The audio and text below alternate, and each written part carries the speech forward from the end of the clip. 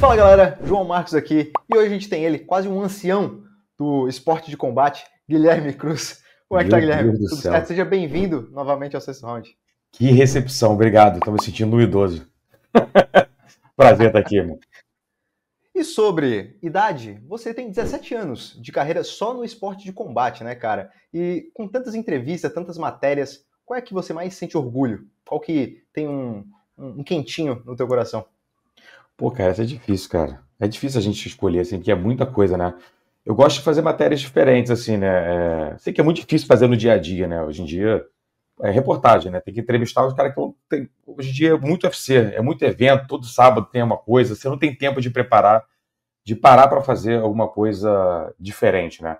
Eu gosto de contar histórias, então eu gosto de ir nos atletas, cara, muitas vezes são as matérias menos lidas, porque são de atletas que, pô, tá chegando no UFC agora, ou então tem uma luta no UFC, ainda mais pro público americano, que você vai entrevistar um cara que os caras nunca ouviram falar, ela vai ser pouco clicada mesmo, mas uma matéria que no futuro, olha só, lembra esse cara, quando o cara estava chegando aqui, tem essa história maneira dele e tal. Então, muitas vezes eu gosto até de esperar o cara se tornar um pouco mais relevante para poder escrever essas matérias que vão dar trabalho para que mais pessoas leiam. Cara, dito isso, eu gosto, então, essas matérias assim, eu gosto quando essas pessoas chegaram às maiores lutas da carreira, né? Por exemplo, contar a história da Amanda Nunes, fazer uma matéria especial, entrevistar ela, a Nina, todo mundo. A matéria contando a história do Glover, do José Aldo, esse tipo de matéria, entendeu? Essas matérias que você meio que mergulha na vida da pessoa, faz matérias mais longas, fora do trivial.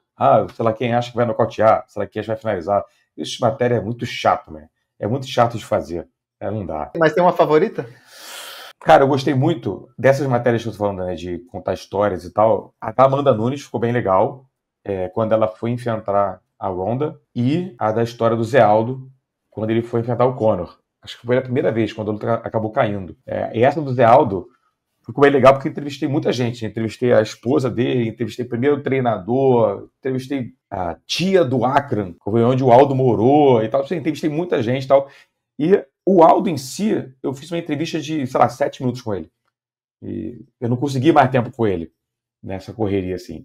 Mas eu tinha muitos elementos de outras pessoas, muitas histórias para contar, assim. Então acho que essas duas foram bem, bem legais, assim, de contar. E ainda é possível fazer esse tipo de jornalismo nesse meio atual, que é quase tudo entretenimento, né? E a gente tem um monopólio do UFC. Dá para fazer ainda esse trabalho investigativo? Tem espaço para isso ainda?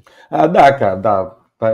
Pode acabar arrumando inimizades e tal, mas é possível fazer. Você precisa de tempo, né? Você tem que ter dedicação, assim, porque, de novo, são matérias que às vezes não vão trazer o retorno que justifique o trabalho. Por exemplo, recentemente, acho que esse ano, que eu fiz uma matéria sobre vários atletas que estavam morando na Rússia e que estavam reclamando, que foram prejudicados pelo bodão e tal. Eu sei, cara, foi uma matéria que deu muito trabalho, porque eu entrevistei 6, 7 lutadores, mais o bodão. Então, pô, cada entrevista ali, meia hora, os caras contando tudo que aconteceu com eles e tal, um alegando isso, outro respondendo, se defendendo. Uma entrevista, você tem horas de áudio para transcrever, para traduzir para inglês, para depois escrever e tal. Que foi uma matéria que com certeza não justificou o trabalho que deu, em nome de cliques, assim, sabe? A matéria não deu o resultado. Muito menos que fizeram uma matéria, o Topuria tweetou falando que vai nocautear o Charles. Essa matéria vai dar 20 meses mais acesso e eu escrevi em 5 minutos. Mas é uma coisa que eu gosto de fazer, né? Então, mas de novo, é o tipo de matéria que eu faço por mim, porque eu gosto de fazer e tal, não pelo resultado. E é uma coisa que, pro meu trabalho, escrevendo para um site e tal, dá para fazer. É difícil você fazer no YouTube, por exemplo. Imagina, o Renato quer fazer essa mesma história aí do bodão e tal. Vai dar um trabalho de corno pra você fazer. Você vai levar horas editando e não vai dar 10 mil views. É muito mais fácil. Fácil não, mas toma muito menos tempo o Renato sentar e gravar um vídeo com a opinião dele, pô. Com certeza demanda tempo, ele tem que estudar, ele tem que fazer tudo. Não tô dizendo que é fácil fazer o que ele faz, mas demora muito menos tempo que se você fosse fazer isso, não ia dar o mesmo resultado, né? Então, depende muito de aonde você trabalha, o que você faz. No YouTube, realmente, não é o tipo de matéria que justificaria fazer. Felizmente, não é. Sem dúvida. E por que MMA? Por que escolher logo esse esporte de combate? Pô, cara, eu não escolhi. Foi a oportunidade que veio, assim. Eu estudava na faculdade, trabalhava na assessoria da coordenação de programa de pós-graduação do FRJ, de engenharia. Assim, porque, de novo, foi o estágio que apareceu para mim. Aí eu estagiava lá, era chato pra caramba. Aí fiquei 6 meses lá e tinha um amigo que trabalhava na Tatame, que era da minha sala na faculdade, e todo mês ele levava as revistas com as matérias que ele tinha escrito. Eu ficava lendo lá, gostava de esporte e tal. E aí ele tava falando que ele ia sair de lá. Aí eu, pô, cara, me indica na tua vaga aí, eu queria trabalhar com esporte, né? Nunca tinha visto. Eu tinha visto vestido. Pra ser sincero, eu tinha visto 2 lutas do UFC. Aí depois que meu amigo saiu da Tatame, me indicou, fiz uma entrevista lá e entrei, mas assim, não conhecia nada. Tipo, primeiro dia de trabalho, o meu chefe na época, o Dudu, eu, pô, cara, liga pra esse cara aqui, ele acabou de vencer. Liga pra ele aqui, Lyoto Machida. Aí eu, é brasileiro? Não sabia que era brasileiro. Lyoto Machida, pô. É brasileiro? É brasileiro, tá bom. Em primeira entrevista, Lyoto. Não fazia ideia do que era, não sabia o que perguntar. Eu falei, o que eu pergunto aí? Ele me deu a pauta lá, me deu as perguntas pra fazer entrevista, porque eu simplesmente não fazia ideia de quem era, o que ele tinha feito. Ganhou do Tito Ortiz. Quem é Tito Ortiz? Pô? Não sei também, mas é isso aí. E aí era outra época, eu, tipo, assistia todos os UFCs, eu cobria todos os UFCs pro site. Então aí, não tem como, né, mano? Me dá alguns meses aí que só fazia isso, né? Aí fiquei conhecendo um pouco mais do esporte, mas no começo entrei por acaso. E aí, depois que tu entrou nesse meio, o que tu acha das melhores coisas e das piores coisas que tu encontrou no meio? O que tu acha do meio? Pô, cara, é engraçado que no MMA, o melhor e às vezes o pior do MMA tá nos lutadores, por exemplo, porque é muito lutador, gente boa, são pessoas muito acessíveis e tal. Eu nunca trabalhei com futebol, né? E no futebol, se você entrevistar os jornalistas mais coroas, assim, eles vão falar, porque na minha época a gente entrevistava os caras no vestiário, era muito mais acessível, e hoje não tem acesso a ninguém. Cara, o MMA é maravilhoso. Você consegue entrevistar todo mundo. O campeão deve ser tomando a mensagem, você entrevista o cara e tal. Tá ficando mais difícil porque tá crescendo muito mais e tal, mas os caras são muito acessíveis. Isso é maravilhoso porque eles sabem também que o MMA não é o futebol. Tipo, eles precisam da imprensa também e tal. Mas é muito difícil lidar às vezes porque, por essa transição assim, por ter mudado muito nos últimos anos, muito lutador acha que ainda via a imprensa como via na época que era só o Alonso cobrindo, só o Luca Talla e tal, que são os caras que vão ajudar o esporte a crescer. Era meio como se fosse uma parceria, como se fosse uma assessoria. Vamos colocar vocês aí na imprensa, vamos divulgar o seu trabalho. E naquela época foi importante que fosse assim, para crescer o esporte e tal. Só que existe uma evolução, né, uma diferença, então muita gente não tem dificuldade de entender essa relação imprensa-lutador, né? Essa acho que é uma coisa que me incomoda às vezes, a dificuldade da relação de imprensa, né, como os repórteres são vistos hoje em dia. E eu acho que uma pergunta que muitos se fazem, né? Dá pra virar amigo de lutador? Com toda essa carreira que tu teve, tem algum lutador que tu considera amigo? Tem uma relação próxima? Ah, cara, tem relação próxima com muita gente, cara. E você fica falando no dia a dia, tem gente da luta que eu falo, não, lutador não, assim, mas treinador, empresário, assim, que você fala todo dia, cara. Você fica trocando mensagem, sacaneando, coisa de futebol, isso aqui, piada, brincadeira e tal. Mas, pô, não tem alguém que eu chame pro meu aniversário, pra festa da minha filha, entendeu? Nesse sentido, assim, não. É possível? Cara, com certeza, mas aí você cria uma relação meio complicada, né? E aí, se um dia você precisar dar uma porrada no cara, fazer uma matéria, pô, ele fez uma merda, você faz uma matéria e tal, aí o cara vai ficar chateado com você, pô, tô traidor, pô, tô babaca, sei o quê, tipo, é uma relação muito difícil, cara, porque... Ou você não vai fazer o teu trabalho porque tu tá enviesado também, né? Exatamente, entendeu? É uma coisa, é uma relação muito complexa, porque no dia que você precisar escrever uma coisa que o cara não vai gostar, você não pode pensar, pô, será que eu escrevo? Pô, tem que escrever que é o seu trabalho. É o seu trabalho. Essa relação, por mais que você tenha uma relação de amizade, tem gente que entende, entendeu? Tem gente que você faz, não, cara, eu entendo, é o seu trabalho, é isso aí, mas é uma coisa complicada, assim. E assim, apesar de uma carreira tão grande, a gente sabe como o ser humano opera, né? E muitos vão ficar se lembrando das polêmicas. Tu teve treta com o Dana, tu teve treta com o Belfort, recentemente com o Poatan. E qual é a tua política quando isso acontece? Porque de uma carreira tão gigante, a gente falou de 3 polêmicas. Quando acontece uma delas, como é que tu reage? Tipo, já aquele dia de... aquele dia de merda no trabalho, assim? Como é que tu... Como é que tu opera com isso? Tipo, dá vontade de responder? Dá vontade de, tipo, dar uma tréplica? Como é que tu opera quando isso acontece? Porque os antagonistas são gigantes, né, cara? Cara, eu respondo no particular quando eu tenho acesso. Por exemplo, Dana White eu não respondi porque, pô, eu não tenho acesso ao Dana White. Então, eu respondo no particular, cara. Eu não vou ficar brigando publicamente, ficar respondendo publicamente, xingando, isso aqui. Mando mensagem no particular e é isso, cara. Tipo, falo, ó, cara, isso aqui. Mas não fico alimentando, não fico... entrando em brigas virtuais, porque isso não é bom pra ninguém, pô. Não é bom pra mim, não é bom pra atleta. Ninguém tá nem aí, cara. A verdade é essa, cara. A gente, com o mundo da internet hoje em dia, as pessoas acham que todo mundo se importa com você. Todo mundo se importa com o que tá fazendo. Isso aqui, porque vão lá e comentam no seu post. Tá? Mas, cara, no dia que você fecha o computador, ninguém se importa mais, pô. Eu vou lá passear com a minha filha, vou almoçar, vou trabalhar, vou na praia. Ninguém se importa, ninguém para na rua e pergunta, isso aqui. Cara, essas coisas são muito pequenas, cara. Então, eles são muito irrelevantes, assim, pro todo, entendeu? Cara, acontece, entendeu? Eu tento sempre lidar de uma forma respeitosa, falo no particular, é isso, não fico alimentando, não fico botando lenha, respondendo, não leva a lugar nenhum, cara. Tipo, não ajuda ninguém, não é bom pra ninguém, e não tem porquê também, né, cara? Bobeira. E como é que tu acha que isso reflete na tua carreira profissional? De certa forma, essas polêmicas com personagens grandes ajuda ou acaba, às vezes, piorando um trato que tu tem no meio? Ajudar não ajuda, cara. Não ajuda, não.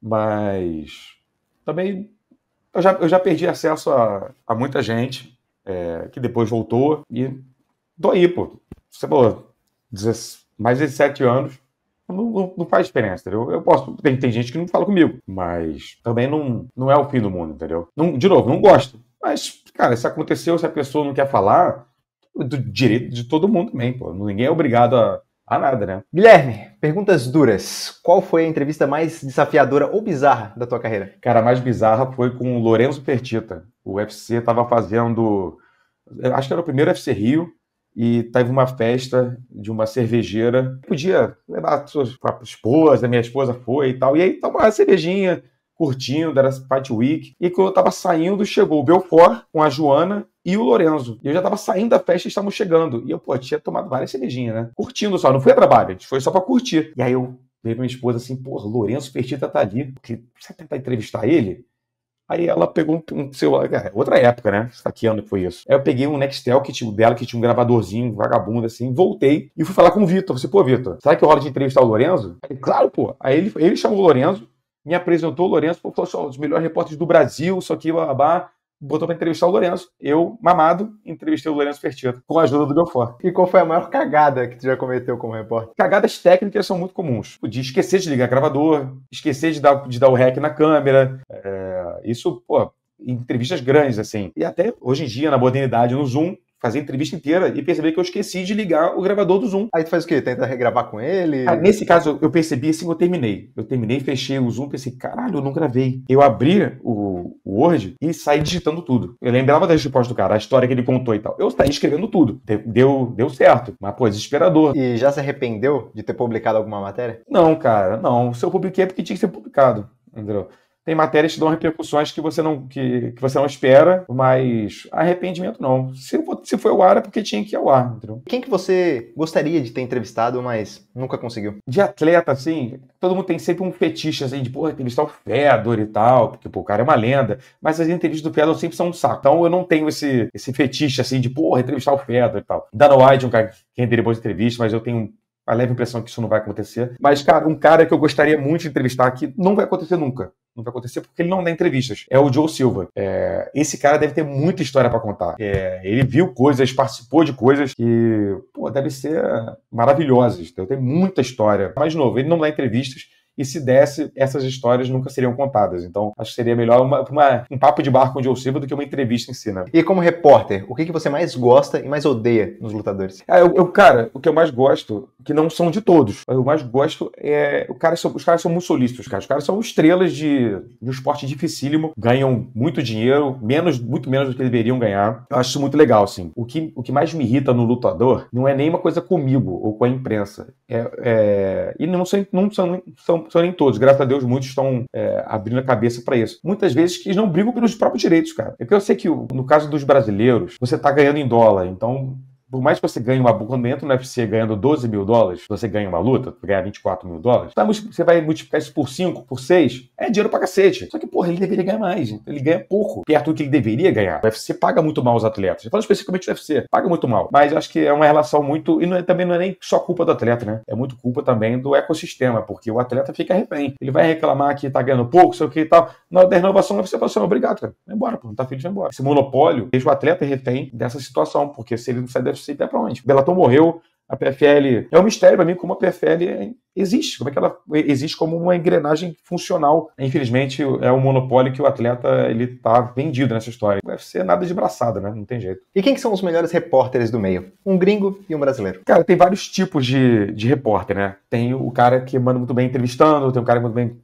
dando opinião, que manda muito escrevendo textos e contando histórias e tal. Por exemplo, vou falar de gringos. O melhor entrevistador, o cara que eu gosto muito de entrevista é o Ariel Helwani. As entrevistas do cara são muito boas e tal. Ele consegue tirar ali dos caras, eu acho muito legal. Mas o melhor contador de histórias, assim, eu gosto muito de dois que trabalharam comigo e hoje trabalham no site do Ariel, que é o Chuck Mannerhall e o Shahin El-Shad. São, dois caras, pra mim, são geniais. Os textos dos caras são absurdos. No Brasil... Não tem. No Brasil não tem. Não tem. A opinião, eu gosto muito do Renato. Os textos de opinião que ele faz são muito bons. É muita criatividade, cara. É muita criatividade você pensar num vídeo de opinião todo dia. Tem dia que não acontece nada, cara. Sei que você tem que tirar leite de pedras. Eu acho muito legal, ele manda muito bem. O cara tá dominando a internet, né, cara? E entrevistas eu vou ter que falar o meu irmão Coutinho. Quando ele quer trabalhar, né? Essa é a dificuldade. Mas pelo visto, o AJ tá pegando, porque ele voltou a trabalhar. O gigante tá acordando. Continua indo muito à praia, mas graças a Deus voltou a trabalhar. Tá fazendo esses vídeos com textos trabalhados e tal, contando histórias. Acho muito legal também. Fechou, Guilherme. Que foi um prazer te receber aqui no Sexto Round. Se quiser deixar uma mensagem pro público, fica à vontade. Onde o pessoal pode te acompanhar, só deixa o teu recado aí. Valeu, cara. Obrigado pelo convite. Muito bom estar aqui sempre. Sempre o plano C do podcast O Sexto Round. Mas quem quiser acompanhar o trabalho, as matérias estão no MMA Fighting. Qualquer coisa eu uso o Google para traduzir, mas... E no Instagram é guicruz.mma e no Twitter, cada vez usando menos, Gui Cruz com 3 E's no final. O Twitter tá muito chato, não tem? É melhor ficar longe de lá. E se você chegou até aqui é porque gostou dessa entrevista, então já deixa aquele like, ajuda a gente com o algoritmo do YouTube, também se inscreve no canal. Aqui na aba de comentários, comentem o próximo nome que você quer que eu traga aqui pro Sexto Round. Se tá assistindo pelo celular, tem aquele botãozinho de hypar, clica nele, isso ajuda bastante. E não perde a última entrevista que eu fiz, que foi com o Lyoto The Dragon Machida, ele falando um pouco mais sobre essa nova fase na vida dele, também analisou Poatan versus Ankalaev e Shimaev versus Dricus du Plessis. O papo tá bem bacana e aqui vai ficar uma playlist com todas as entrevistas que eu trouxe aqui pro canal. Beleza? Então, valeu, até o próximo vídeo.